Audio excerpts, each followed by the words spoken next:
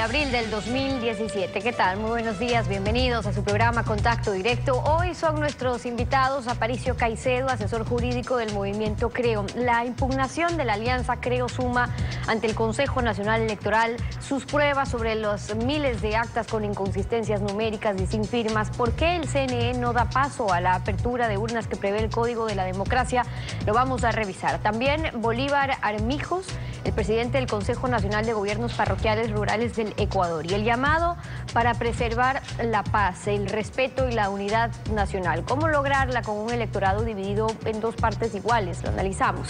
Iván Espinel, ex candidato presidencial por el movimiento Fuerza Compromiso Social, se excusó anoche, dijo por indisposición de salud. Estaba invitado para tratar sobre su apoyo al binomio Moreno-Glass, motivado por cambios en la conducción del Estado. La actualidad, los protagonistas, el análisis y la información en Contacto Directo.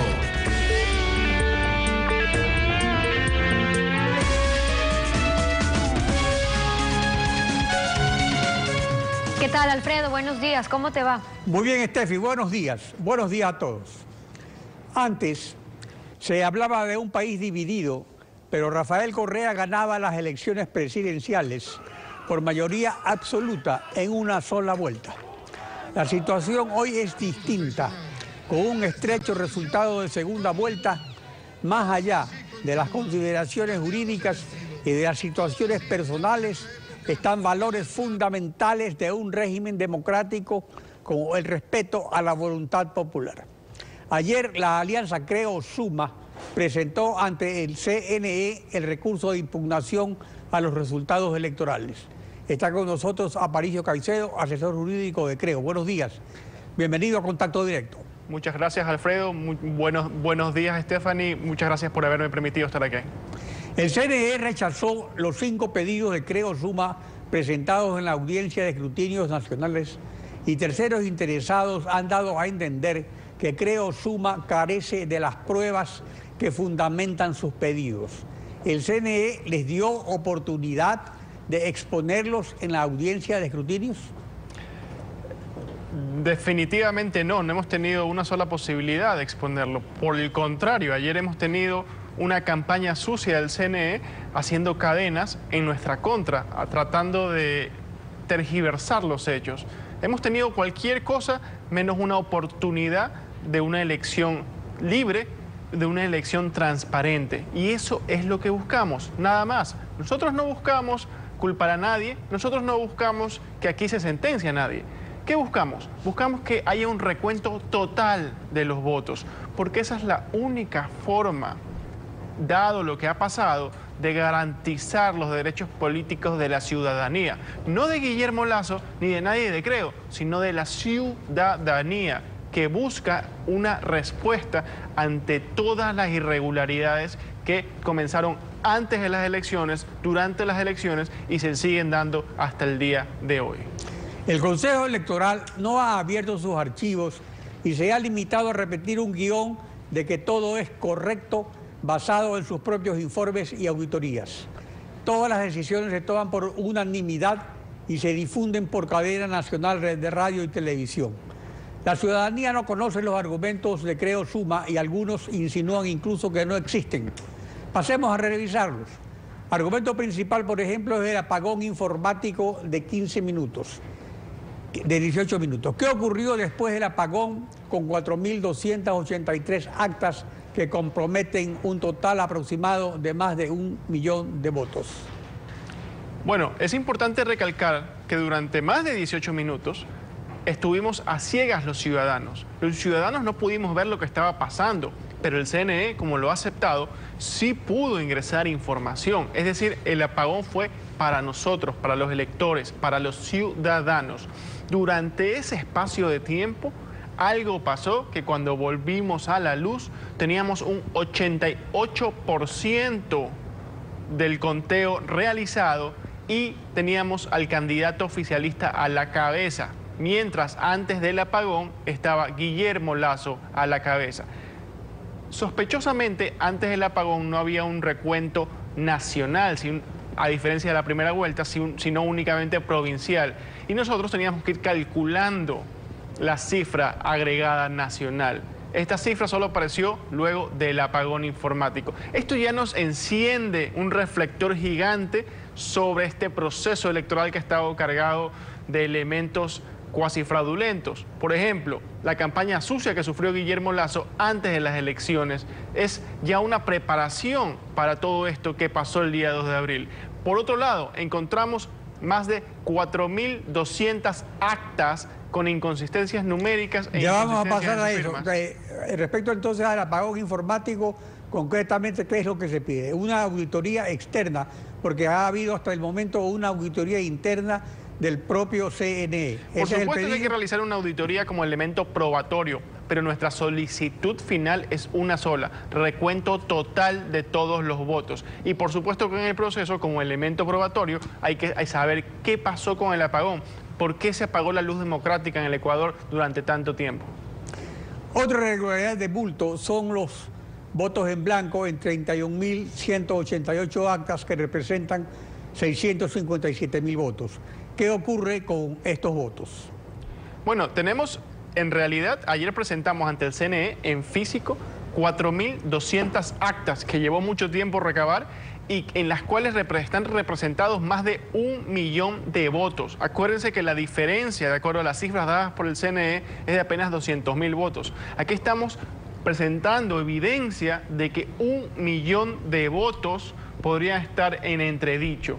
Eso se suma a toda una serie de inconsistencias sistemáticas, generales en todo el sistema. Hemos observado comportamientos estadísticos imposibles en más de 31.000 actas con relación a los votos nulos, así como muchas otras anomalías que están redactadas, están recogidas en el documento que presentamos ayer, en las cuales se hace claro, latente, la necesidad de un recuento total de los votos. Y los jueces electorales, en este caso, en virtud del principio de tutela judicial efectiva, tienen que ordenar aquellas medidas que sirvan para garantizar de manera eficaz los derechos, que es el recuento total de los votos. Otro argumento de suma, suma, es el comportamiento anómalo y estadísticamente imposible de que un 4.7% de actas muestra un resultado favorable al binomio Moreno-Glass de 80.14% a 19.86%, mientras el 95.3% de los votos da un resultado a favor de Lasso-Páez con el 50.25% contra el 49.75% de Moreno-Glass. El artículo 141 del Código de la Democracia faculta al Consejo Nacional Electoral abrir las urnas y el reconteo deben hacerlo entonces las juntas provinciales. ¿En qué justifica el CNE no abrir las urnas y a que no se proceda al reconteo? No solo el artículo 141, Alfredo, sino también el 25, el numeral 7. Habla muy claro, el CNE puede ordenar el recuento manual de los votos. Lo puede hacer, está clarísimo en la ley.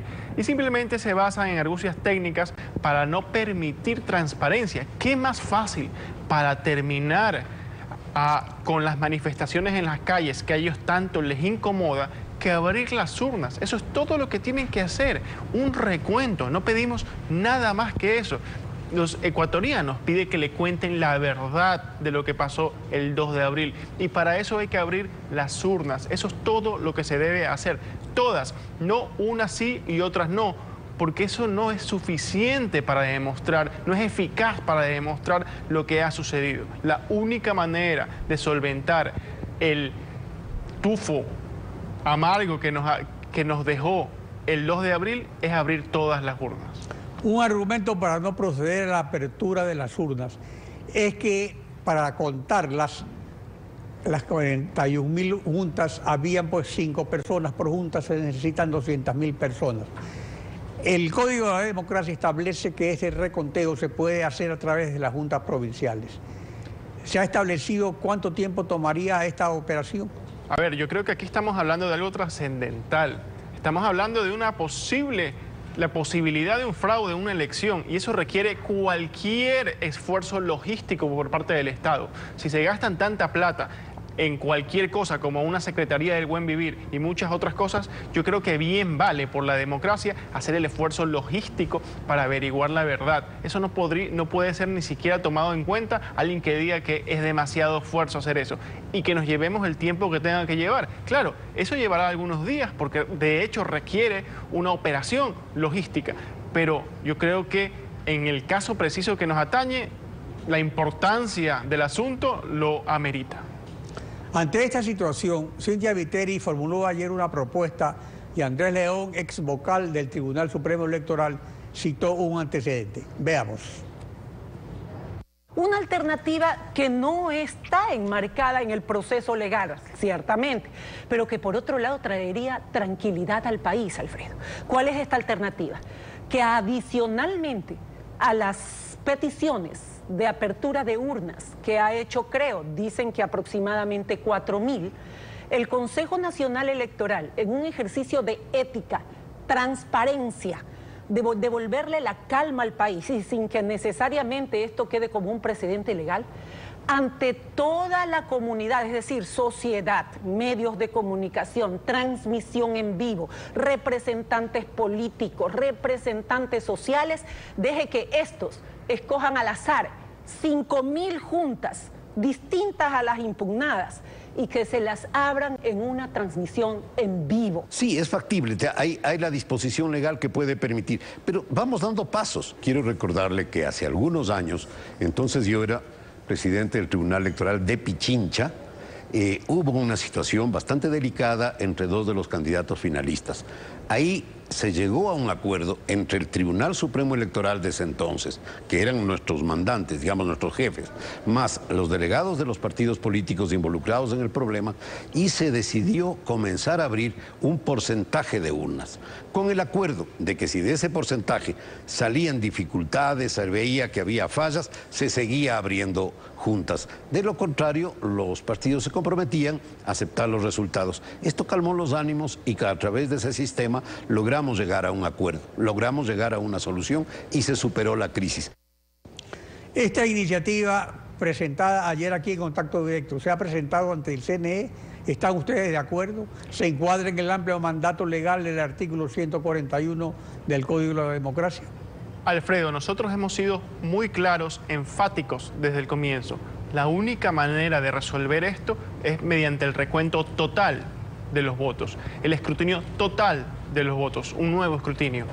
Yo creo que agradecemos la inventiva de otros partidos políticos, pero hay que ser muy claros aquí porque corremos el riesgo de confundir a la ciudadanía y por ello hacerle el juego al gobierno. Nosotros lo que queremos es un recuento total. Y invitamos a las otras organizaciones políticas a que se unan a este pedido, que es muy claro y está muy bien sustentado. Nosotros no andamos buscando otras soluciones que no se encuentren en la ley y en la Constitución. Y creo que la inventiva está bien, pero en este caso hay que ser muy institucionales y muy serios porque lo que nos estamos jugando es muy importante. El Consejo Electoral, a través de la policía, procedió pues, a desalojar a quienes mantenían una vigilia en torno al edificio del Consejo Nacional Electoral. Ayer Guillermo Lasso presentó ante la prensa esta impugnación, que luego lo presentaron los abogados. Ayer también hubo manifestaciones en Quito y también en Guayaquil. ¿Esta vigilia ciudadana se mantendrá por el voto? Bueno, la vigilia ciudadana ha sido una cuestión muy espontánea, no está dirigida desde la política. Y creemos que los ciudadanos cada vez están más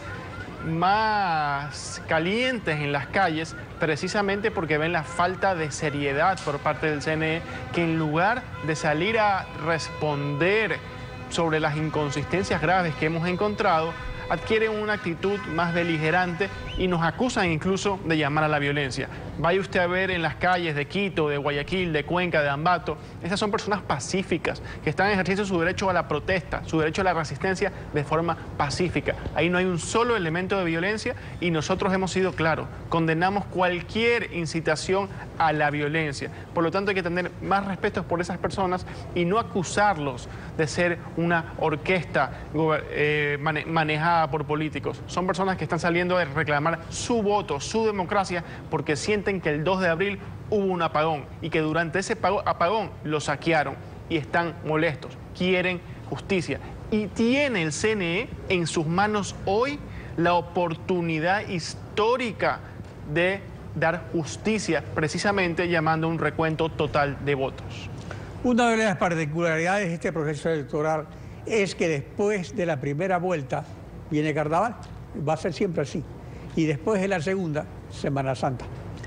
¿Cuándo va a contestar el CNE la petición? ¿Hasta cuándo tiene tiempo para contestar la petición de Creo, Suma? Bueno, el CNE tiene 48 horas para contestar nuestra petición y puede negarla o puede aceptarla. En caso de que la niegue, tenemos el Tribunal Contencioso Electoral, que a su vez tiene un plazo de 48 horas aproximadamente para contestarlo. Esperemos que en virtud de los principios constitucionales más básicos, que en virtud del principio de tutela judicial efectiva, hagan caso de lo que le estamos pidiendo, que no es más que hacer justicia, que aclarar, transparentar lo que pasó el 2 de abril, que ha generado demasiadas dudas y tiene a la gente en la calle preocupada por el futuro de este país, por la probabilidad de un gobierno sin legitimidad democrática.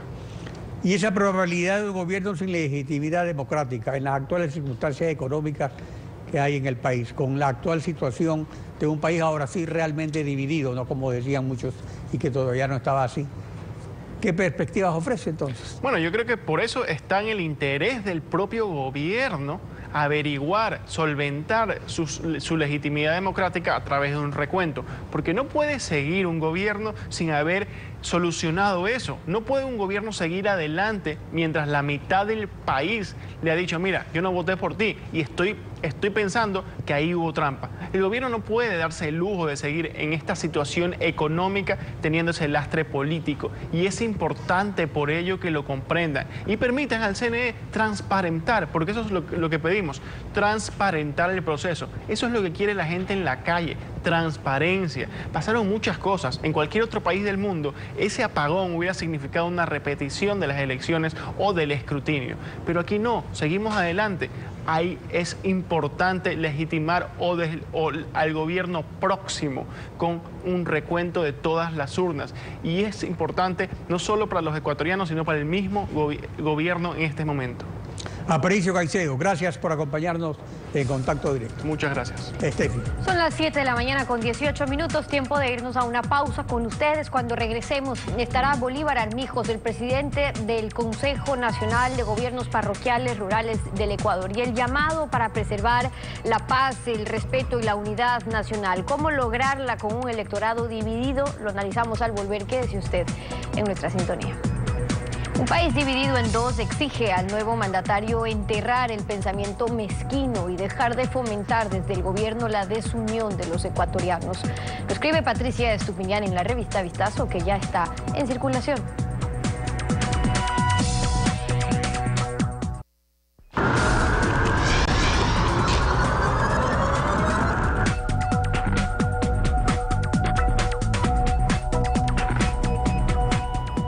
Son las 7:25 en Contacto Directo. Bolívar Armijos, presidente del CONAGOPARE. Bienvenido y gracias por acompañarnos. Buenos días, muchas gracias por la entrevista. Buenos días. El Consejo Nacional de Gobiernos Parroquiales Rurales del Ecuador, el CONAGOPARE, ha hecho un llamado para preservar la paz y la unidad nacional. Y digamos que la mayoría de ecuatorianos coincide en ese llamado. La diferencia es cómo llegar a ello. ¿Qué tiene que pasar, a su juicio, para lograr esa unidad, esa paz que están demandando? Los gobiernos parroquiales hemos sido observadores de todo el proceso electoral en la primera y la segunda vuelta.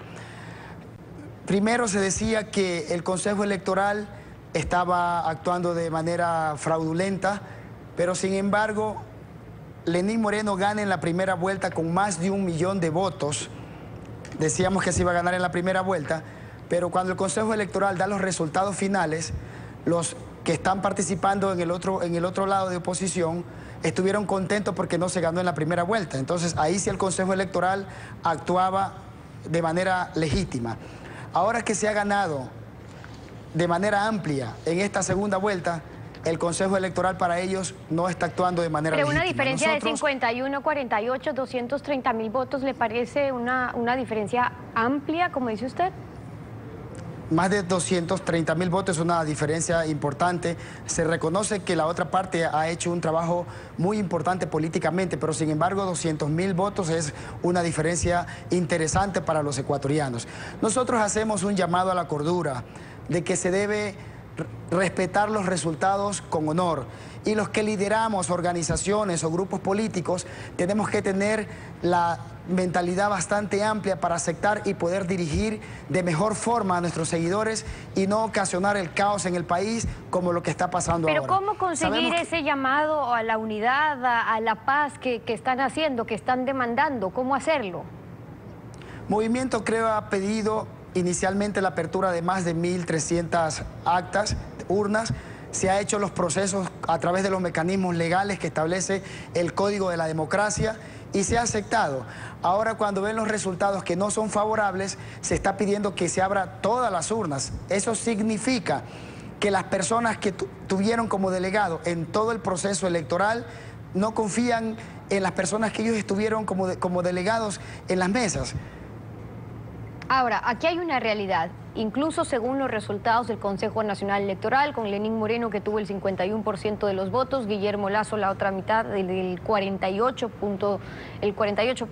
En los anteriores procesos electorales, en cambio, veíamos a un Rafael Correa que había ganado con mayoría en una sola vuelta, y la realidad es que ese escenario ya no existe. Por eso es que hablamos de un punto de quiebre. Si de esa otra mitad hay una buena parte que o no confía en el Consejo Nacional Electoral o en cómo se llevó a cabo todo este proceso electoral, ¿no cabría, cree usted, darle legitimidad y un buen comienzo al próximo gobierno, despejando toda duda de irregularidad o fraude? Pero las dudas han sido despejadas. Pidieron que se abran algunas urnas y se lo ha hecho, pero ahora quieren que se abran todas las urnas. Eso es ilegítimo, es ilegal. La norma constitucional y el Código de la Democracia no establece que se deben abrir todas las urnas cuando hay inconformidad de una u otra parte. Establece que se debe abrir las urnas que tienen inconsistencias.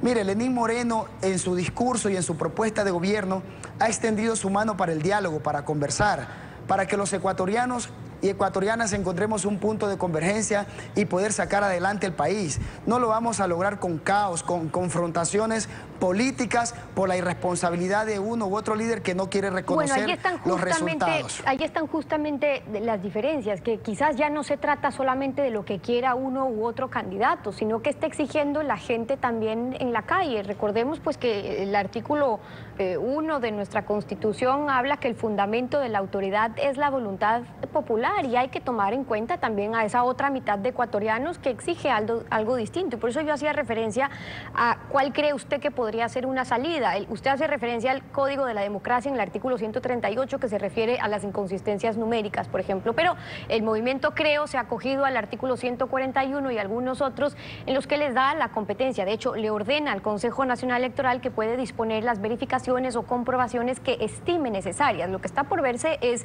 si es que el CNE acepta o no que se pueda hacer un recuento o que se abran las urnas. Por supuesto, la que estimen necesario, en las que se hayan inconsistencias, pero no todas las urnas de un proceso electoral.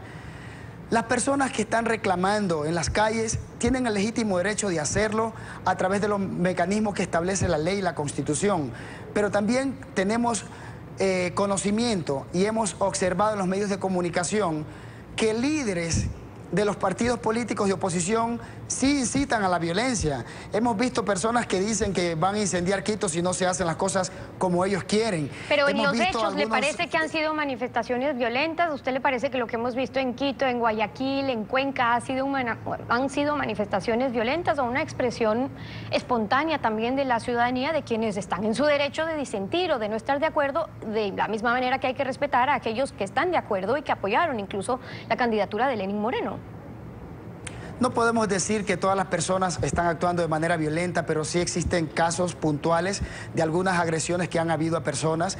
Pero así como tienen el legítimo derecho de salir algunas personas a reclamar por un supuesto fraude, también hay miles de personas, millones de personas que también tenemos el legítimo derecho de defender lo ganado en las urnas a través del voto popular, a través de una expresión legítima de democracia. El triunfo de Lenín Moreno está expresado en su gran mayoría en la votación rural, donde se le da un amplio margen de ganancia a Guillermo Lasso de 2 a 3 a 1. También nosotros, como representantes y líderes del sector rural, tenemos el derecho de respaldar lo obtenido en las urnas. Y ese es un llamado importante también del sector rural. Ahora, en medio de lo que ha sucedido a partir del 2 de abril, pues han surgido algunas propuestas en cuanto a las soluciones y lo que cabría dentro del proceso y lo que contempla el Código de la Democracia. Escuchábamos ayer la propuesta del PSC, por ejemplo, de decir que aleatoriamente, que al azar se abran las urnas, y ya la contestación del propio presidente Correa diciendo que ellos podrían apoyar totalmente ese pedido con 2 o 3 condiciones en relación a ello, pero que apoyan ese pedido. Entonces, en medio de lo que puede ocurrir en el Consejo Nacional Electoral, ¿qué proponen ustedes? Bueno, si se puede abrir unas urnas de manera al azar con representantes de diferentes organizaciones, con los medios de comunicación, con la cooperación internacional que incluso ha dado su aval a todo lo acontecido en estas elecciones, ha expresado que las elecciones en el Ecuador han sido totalmente transparentes y han felicitado el triunfo de Lenín Moreno, incluso la transparencia con que ha actuado el Consejo Nacional Electoral. Sin embargo, para poder tranquilizar a la ciudadanía que de pronto está actuando no porque ellos están seguros que ha habido fraude, sino por la incitación de los líderes de estos partidos políticos que dicen que ha habido fraude, en el cual toda la comunidad internacional expresa su respaldo a lo obtenido en las urnas a favor de Lenín Moreno. Nosotros, como Conagopare Nacional y los sectores rurales, estaremos vigilantes también de que estos procesos se lleven de la mejor forma. Llamamos a la cordura a todos los ecuatorianos a trabajar en armonía por el bienestar del país. Usted hacía referencia a lo que pasó con el voto rural. Han dicho que la mayoría de las parroquias rurales apoyó a Lenín Moreno. Y le pregunto, ¿en qué se basó ese respaldo también a esa candidatura? Porque dijeron que votaron por el binomio Lenín Moreno-Jorge Glass, porque ellos se comprometieron a trabajar por el mejoramiento de sus condiciones de vida, que se les había ofrecido construcción de vías, atención de agua potable y alcantarillado de sus comunidades, el acceso a créditos blandos y maquinaria, incrementar la producción, la productividad en el agro. ¿Todas esas son deudas pendientes del gobierno saliente? No solamente hemos apoyado a Lenín Moreno por la propuesta actual. En el año 2006, cuando Rafael Correa visitó Conagopare Nacional, yo soy fundador de esta organización desde el año 2000, nos prometió que iba a cambiar la historia de los gobiernos parroquiales y los sectores rurales, cambiando a través de una consulta popular la Constitución, que pasaríamos de ser simples juntas parroquiales a gobiernos autónomos descentralizados con competencias exclusivas y con recursos económicos. Antes de Rafael Correa teníamos apenas como presupuesto 19 millones de dólares. Luego se cambia esa realidad y llegamos a obtener hasta 195 millones de dólares. Somos gobiernos autónomos descentralizados con competencias y de igual forma también somos accionistas del Banco del Estado, que eso nos ha permitido tener créditos hacia los gobiernos parroquiales, que eso no era posible antes, y ahora tenemos hasta créditos subsidiados a favor de los sectores rurales.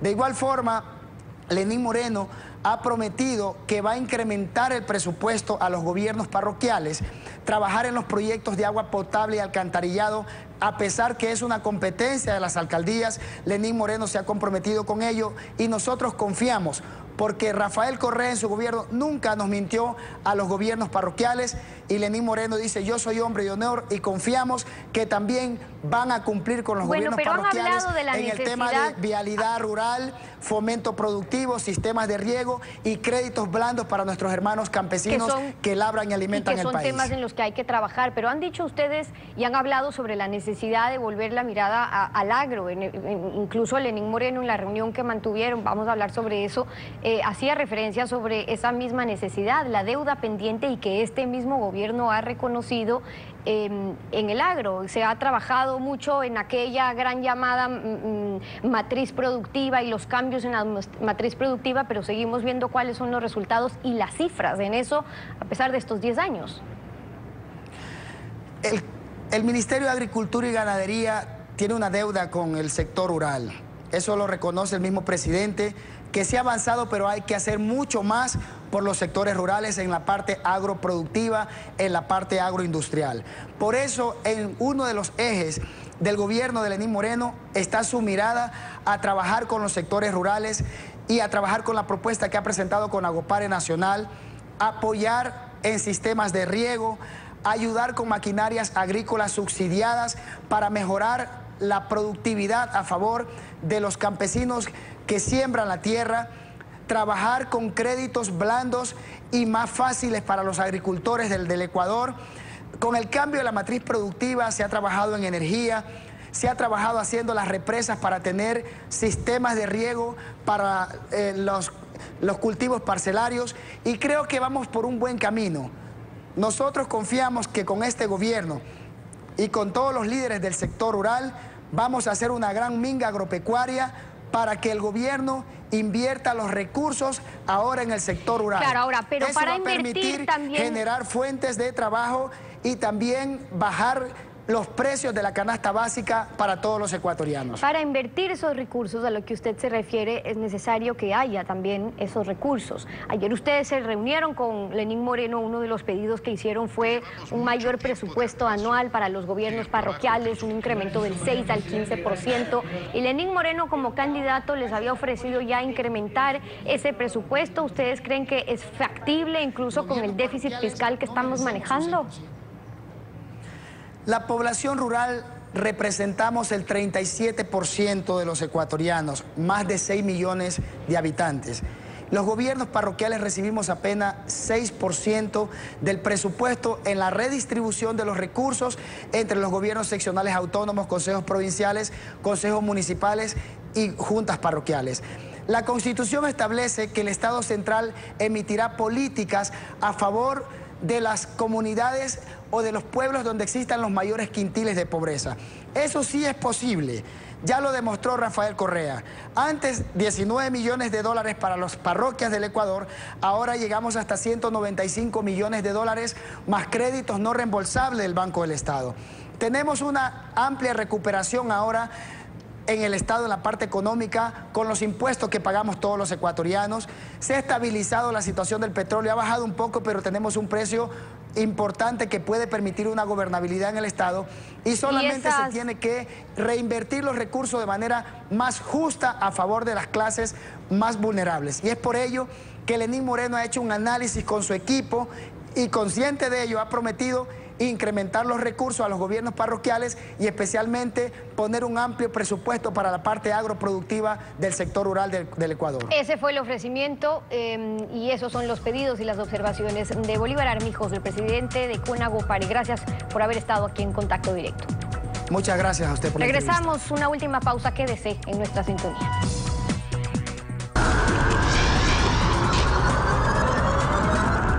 Bueno, concluimos así esta emisión de Contacto Directo y Alfredo, nos volvemos a encontrar aquí el lunes. Exactamente, nos vemos el próximo lunes.